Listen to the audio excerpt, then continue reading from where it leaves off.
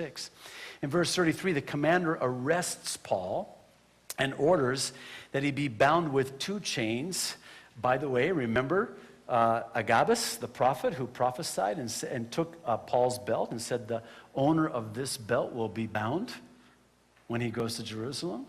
It's coming to pass exactly as the prophetic word was spoken to the beloved apostle. But this commander, after arresting and binding Paul with 2 chains, makes the mistake of asking what's going on. You never ask a riot or a mob that are screaming and trying to kill somebody, what's going on. In verse 34, the crowd erupts and there's just complete chaos. They're all shouting. Some are shouting one thing, some are shouting the other. And finally, when he realizes he's not getting anywhere, he takes Paul and takes him to the barracks. Then in verses 35 and 36, when Paul gets to the steps, the mob is so violent, the soldiers have to carry him as the crowd follows, shouting, "Away with him." Sound familiar? We'll talk about that more in a moment. F.F. Bruce in his commentary says, "The shout 'away with him,' which pursued him as he was carried up the steps, was the shout with which Jesus' death had been demanded not far from that spot some 27 years before, as we see in Luke 23:18 and John 9:15. I mean, the chaotic scene, just complete confusion, it had to be reminiscent of the confusion that surrounded Jesus' arrest. I mean, the mobs and the brutal beating, and then, of course, subsequent to that, the ultimate crucifixion, which was unspeakably brutal and bloody, by the way. It's no wonder that as confused as the disciples were then, so too are the Jerusalem elders now, because Paul's life is on the line. You know what I'm thinking? They abandoned Paul just like the disciples abandoned Jesus when he was arrested, when he was bound, when he was beaten. Why? Because of the confusion, because of the chaos. I know of nothing more powerful than confusion when it comes to people distancing themselves from the Lord, abandoning the Lord, running from the Lord. Again, Satan is the author of confusion, and I don't think you can state it enough how confusing and how chaotic this scene is. It might explain, though it won't excuse, their behavior here. But I wonder, before we're too hard on them, wouldn't we do the same thing? I mean, I don't want to carry the illustration too far, but just imagine this. Just think through this with me.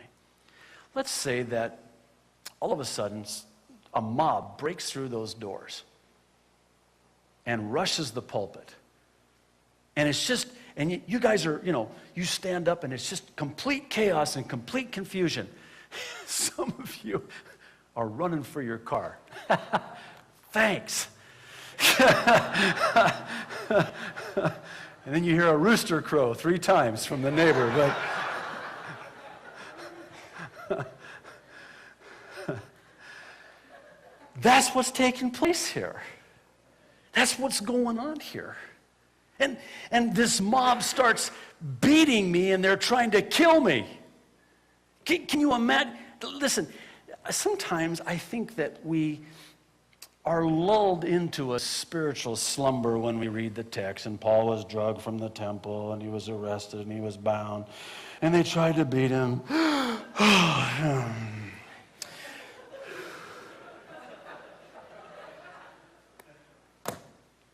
This really happened. Some of us are visual, very visual.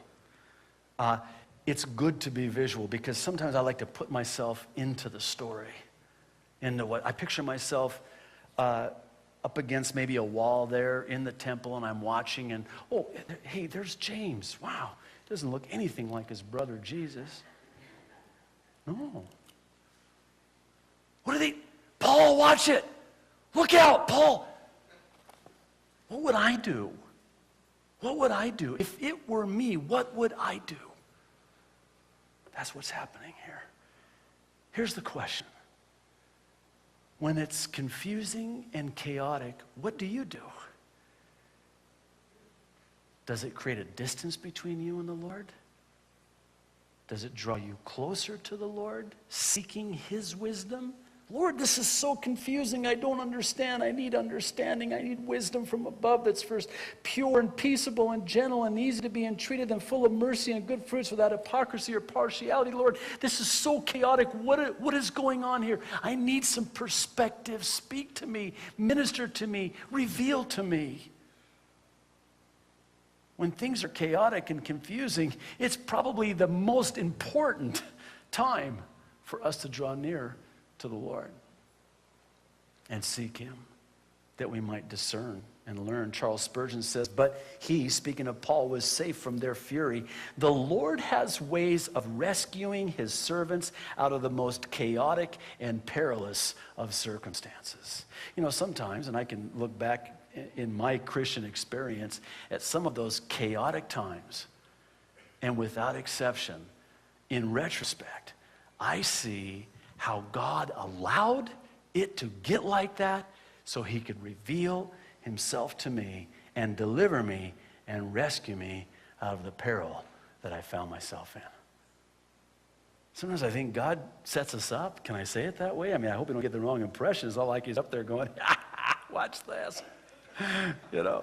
No, He allows this to happen because He's going to show Himself faithful.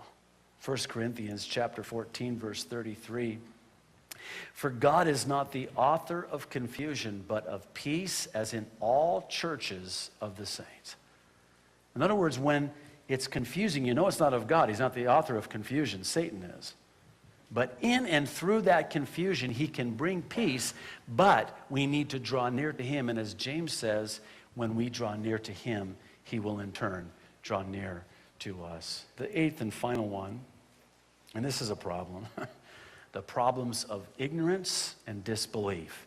In verse 37, as they're about to enter the barracks, Paul asks if he can say something, and the commander responds by asking Paul if he speaks Greek. By the way, Paul spoke many languages, as we'll see in chapter 22. He'll speak in Aramaic.